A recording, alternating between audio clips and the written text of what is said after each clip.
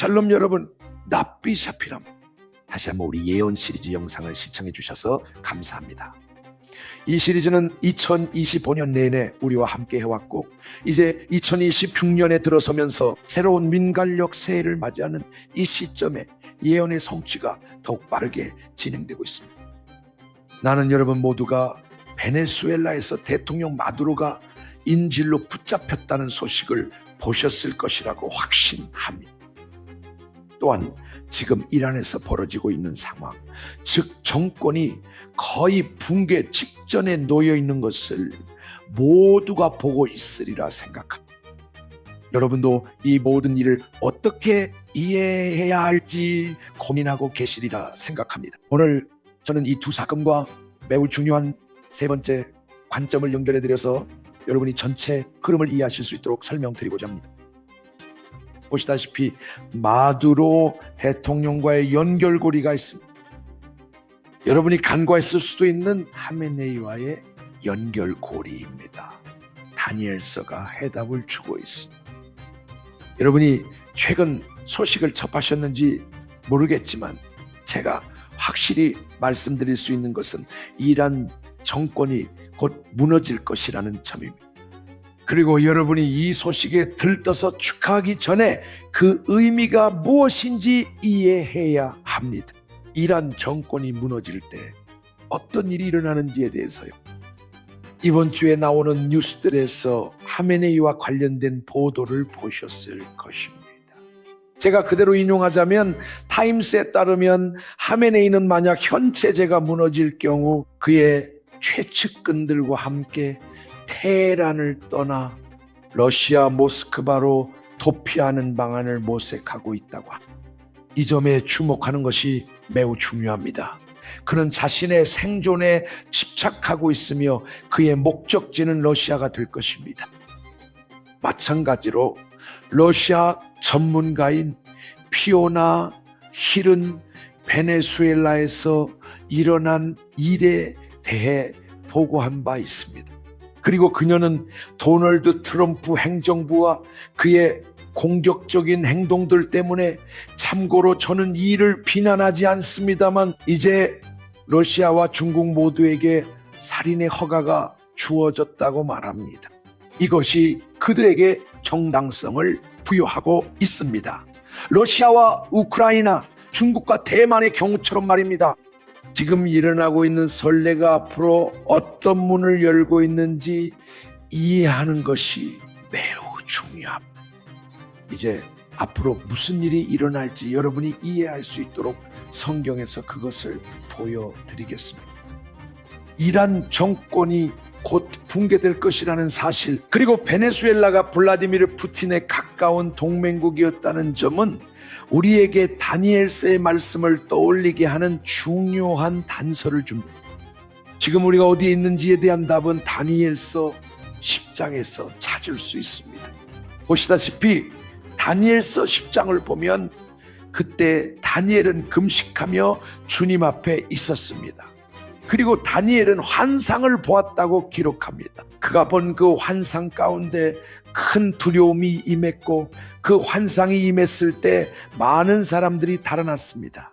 다니엘은 말합니다. 나는 홀로 서 있었. 그 환상 가운데 나만 남겨졌다. 그는 완전히 기운이 빠졌고 힘이 다 소진되었다고 말합니다. 활력이 사라져 더 이상 힘을 낼 수 없었다고 말합니다. 잘 들어보십시오. 그는 이렇게 말합니다. 그분의 음성을 들었을 때 깊은 잠에 빠진 것처럼 내가 엎드려 누워버렸다. 그는 거의 모든 힘을 잃어버렸던 것입니다. 그때 한 손이 다니엘을 건드려 그의 무릎과 손이 땅에서 떠오르도록 일으켜 세웠습니다. 그리고 그에게 이렇게 말합니다. 오 다니엘아, 귀한 자여, 내가 내게 하는 말을 잘 들어라. 일어서라. 내가 너에게 보내심을 받았노라. 말라크가 그에게 보내졌습니다. 그 말라크는 다름 아닌 미가엘이었습니다. 미가엘은 그를 안심시키고 싶어 했고 이렇게 말합니다. 오 다니엘아, 두려워하지 말라. 아무것도 두려워하지 말라. 하셈께서 바로 그곳에 계시기 때문이다. 그분은 그 앞에 계시고 내 기도를 들으셨다. 그리고 말라 그는 계속해서 마지막 날들 아하리트 하야밈에 무슨 일이 일어날지 그에게 설명해 줍니다. 다니엘은 메시아가 오기 전에 그 환상을 보았습니다. 그가 본 환상은 무엇이었을까? 여러분이 반드시 주목해야 할 단어가 하나 있습니다. 그가 본 환상을 들어보십시오. 하지만 이란의 강력한 군주, 페르시아의 위대한 군주가 나를 무려 21일 동안이나 막았다. 잠시 시간을 내어 깊이 생각해 보세요. 이스라엘이 첫 번째 전쟁에서 며칠 동안 싸웠는지 아십니까? 12일이었습니다. 게마트리아에서 12와 21은 같은 숫자 값을 가지는데 이것은 정말 놀라운 사실입니다. 그때 첫째, 가문의 고관인 미가엘이 나를 도우러 왔다. 나는 그 전에 바사 왕들과 함께 거기에 머물러 있었기 때문이다. 그리고 그는 그에게 말합니다. 이것은 마지막 날들을 위한 환상이라고요. 12일 전쟁이 일어났고 20일은 동일한 숫자 값입니다.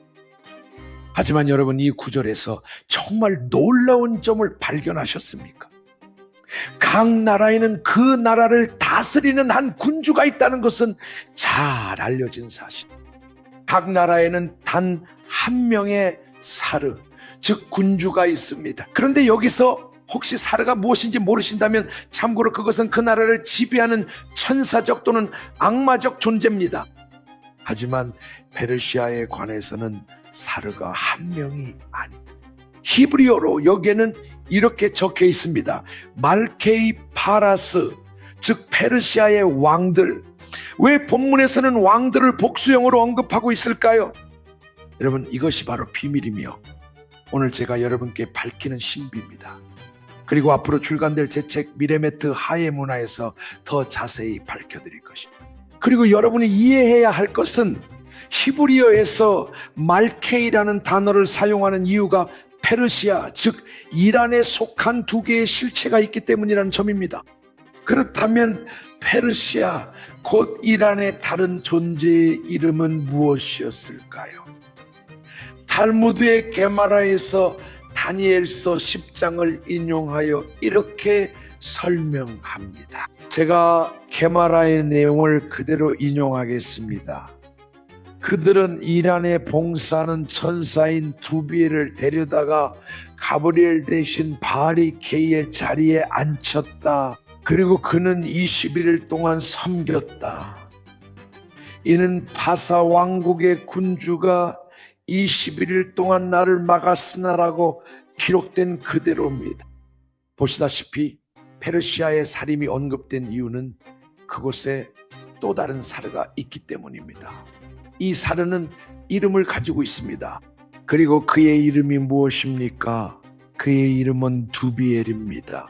하나님과 같이 보이고자 하는 곰, 하나님을 닮고자 하는 곰입니다. 곰을 닮은 민족은 누굽니까? 그것은 러시아입니다. 그래서 하잘은 말하기를 마지막 때에 페르시아의 클리파가 드러날 것이라고 한 것입니다. 그 짐승이 두비엘, 곧 러시아의 곰으로서 스스로를 드러낼 것입니다. 형제자매 여러분, 저는 여러분을 놀라게 하려고 여기 있는 것이 아닙니다. 그러나 저는 말씀드립니다. 곰, 그리고 그 곰과 연합한 모든 자들과의 임박한 충돌이 우리 앞에 다가오고 있습니다. 라시는 우리에게 그 곰이 누구인지 설명해 주었습니다. 그리고 그는 그것을 다니엘서 7장 5절과 연결했습니다. 그가 보았을 때 그 후에 내가 보니 둘째 되는 다른 짐승이 있었는데 곰과 같았으나 한쪽이 더 높이 들려 있었고 그 이빨 사이에는 3개의 갈빗대가 있었다. 그 짐승에게 말하기를 일어나서 많은 고기를 먹어라 하였다. 이 3개의 이빨은 지금 일어나고 있는 이 특정한 것을 나타내는 것입니다. 그라시는 말하기를 곰을 닮은 것은 페르시아 왕국을 가리킨다고 했습니다. 잠깐만요. 그렇다면 페르시아가 러시아이고 러시아가 페르시아라는 말인가요? 그렇습니다. 왜냐하면 그들은 바로 같은 존재에 의해 지배되고 있기 때문입니다. 그들은 곰이라 불리며 하나님과 같아지려 하는 두비엘이라는 악령에 의해 지배되고 있습니다.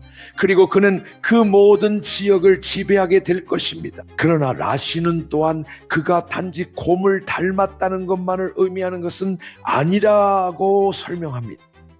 두비엘, 그 이름은 히브리어로 바보가 들어가 있어 늑대를 뜻하는 히브리어 제보와 같으며 이는 또한 이란의 이름으로도 알려져 있습니다. 무슨 일이 일어날지 눈치채셨나요? 다가오는 때에 이란 정권은 러시아의 정권 아래로 들어가게 될 것입니다. 정말로 의미심장하지 않습니까? 파라스의 통치자 두비엘이라는 히브리어 이름의 게마트리아 값은 898인데 이것은 히브리어로 말라흐, 하마벳, 쉬미와 동일한 수치입니다. 나는 죽음의 천사라는 뜻입니다. 두비엘이 누구인지 알고 싶으신가요? 두비엘은 페르시아입니다. 두비엘은 이제 러시아 쪽으로 끌려가고 있으며 결국 그의 이름은 죽음의 천사입니다. 그리고 지금 제가 인용하는 것은 랍비들의 말씀인데 마지막 날에는 온 세상이 페르시아에 관한 주제로 분주할 것이라고 합니다. 이것은 그 시기에 하늘에서 거대한 전쟁이 일어나고 있다는 것을 명확하게 이해하게 해줍니다. 그 전쟁은 곰, 즉 두비엘이라고 불리는 죽음의 천사, 악마를 완전히 무너뜨리기 위한 것입니다. 이제 알겠습니까? 이 날들은 페르시아와 그 안에 있는 곰의 최종적인 죽음의 날이 될 것입니다. 확실히요. 이스라엘을 멸하려고 할 이 마지막 동맹이 일어날 것이지만 그들은 성공하지 못할 것입니다. 이 날들 동안에는 하쇴께서 완전히 자신을 나타내시지는 않을 것입니다. 그러나 우리가 페르시아와 러시아가 서로 연결되는 것을 보게 될 때 랍비는 말하기를 우리가 진정으로 마지막 때에 이르렀음을 알게 된다고 했습니다. 그러므로 페르시아가 무너지도록 우리가 기도하고 중보하는 것이 요구되는 것입니다. 구원은 우리에게 달려 있습니다. 페르시아가 무너지면 두비엘이 일어나고 마지막 대결이 우리 눈앞에서 시작될 것입니다. 오늘 우리가 기도합시다. 이란 정권이 무너져 두비엘이 일어나 이스라엘의 왕 메시아 왕에 의해 최종적인 패배를 당하게 되도록 속히 우리의 날들에 이루어지기를 그리고 준비합시다. 간곡히 건면합니다. 브레메트 하의 문화를 위해 스스로를 준비하십시오. 이 책을 미리 주문하세요. 우리는 지금 미지의 영역에 들어섰습니다. 페르시아가 무너질 때 두비엘이 떠오를 것입니다. 하나가 무너질 때 그 뒤에 있는 세력이 일어납니다. 스스로 준비하세요. 마지막 대결이 우리 앞에 있습니다.